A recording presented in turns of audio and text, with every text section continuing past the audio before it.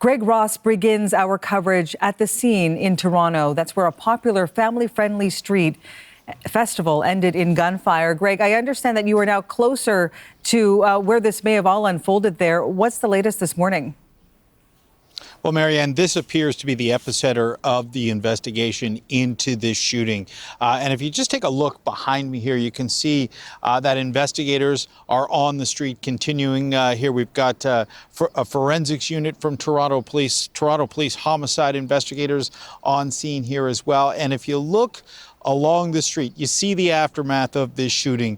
You see the police markers littering this street over on this side, and this appears to be another key area of this investigation. And you can see along what is the streetcar tracks here on St. Clair Avenue in Midtown Toronto, you can see all of those evidence markers. It's not clear what those evidence markers are showing, but we suspect that at least some of them are blocking off shell casings that have been located by police. We know that multiple shots were fired. It all happened right around 8 o'clock last night, and this place was packed for the Salsa on St. Clair Street Festival. This is the largest Latin street festival in Canada, and police estimate that there were around 13,000 people who were attending this festival when this shooting happened at about 8 o'clock last night. Now, the details that we have about it is that police say that it appears to be two people who were shooting at each other.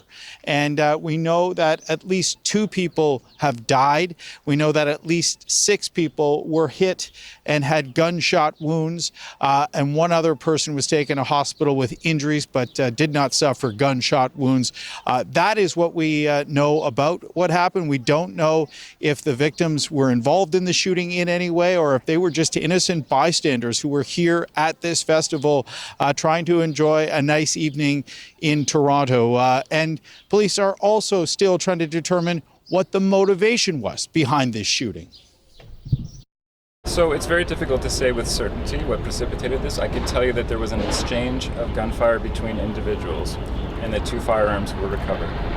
But as I said, investigators are piecing it all together. This was a very chaotic scene. I think we had something in the neighborhood of 13,000 people participating in this festival, so it's crowded. I mean, just the brazen, despicable quality of this exchange here, the amount of danger to the members of the public, as the mayor commented, is just so unacceptable. Now, this was supposed to be a weekend-long festival. In fact, it was supposed to carry on today, another day of festivities planned here, but they have now officially been canceled as this investigation here continues. And while police continue to do their work, we know there are a lot of people who were among the thousands there yesterday still processing what they may have seen or what they may have heard. What are witnesses saying?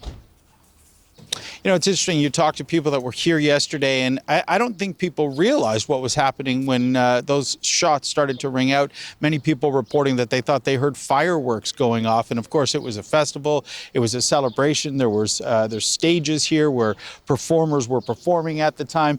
And then, of course, when people realized what was happening, it was mass chaos as people tried to flee. And if we pan the camera over here and you look at some of these evidence markers, you can see, and this is something we see all along the street, flip-flops.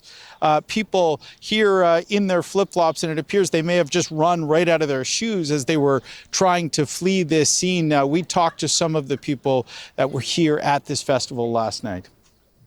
Basically what we saw was we heard a whole bunch of people like just screaming and pushing.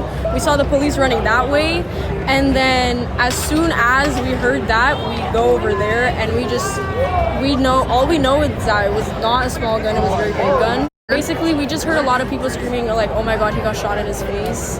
And then we go to rush to see what happened, and then all we saw was like a whole bunch of like paramedics and police just like trying to give him CPR. Now, police are obviously looking for any video from this shooting last night, and not just video from witnesses who were here shooting on their phones. There are surveillance cameras along these businesses all up and down the street, and police will obviously be taking a look at any video that they can get from these businesses here. Thanks so much for this, Greg. That's Greg Ross reporting at the scene of the shooting this morning.